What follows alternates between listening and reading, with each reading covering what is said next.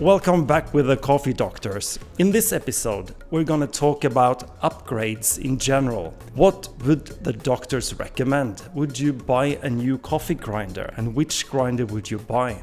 Or would you maybe buy a E64 group head machine? Or would you go for the PID machine? What really makes the big difference? So, get an excellent coffee cup is a long process. So we can have a reflection on the coffee production plant, and from seeds to the bean, that every single detail must be on top quality for not losing quality in espresso cup. Same while you're home, you want to have your best quality coffee cup while you wake up in the morning. So you need to equalize everything in order to keep the quality always on top. So grinder is a kind of research. Coffee is another research. So also the machine without the PID control is another history. You can buy the best machine but losing the quality because you are tamping wrongly, because you are not storing the coffee properly. So it is about a lifestyle. I mean, it's about holistic view. Exactly, an holistic view. Have a look at everything and think, which one thing is letting down your coffee, your coffee experience, and improve that one thing.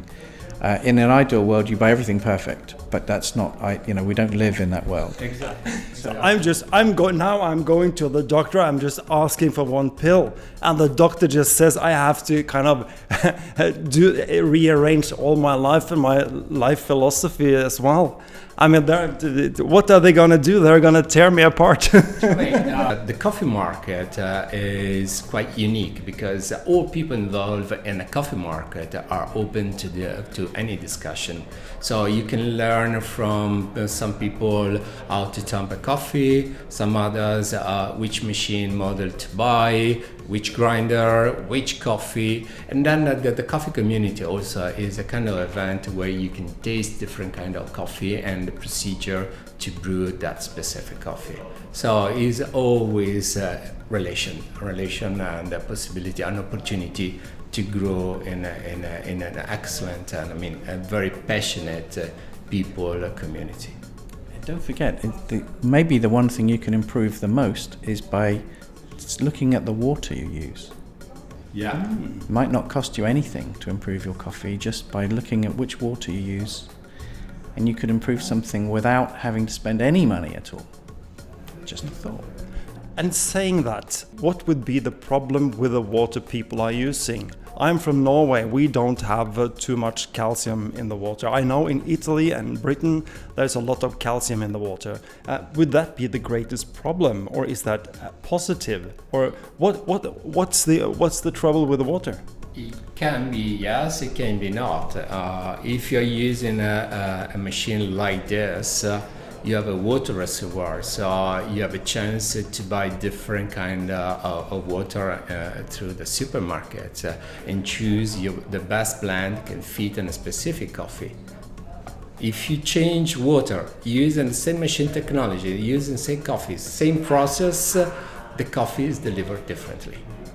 Have you ever tried? Did you ever put a bottle of Evian into your coffee machine? Yeah, of course. Of course, we tried every kind of water. And the most water, if you look at water, it's called mineral water because it's got minerals in. And having minerals in is both good for the coffee. Sometimes if there's too much, it's bad for the machine.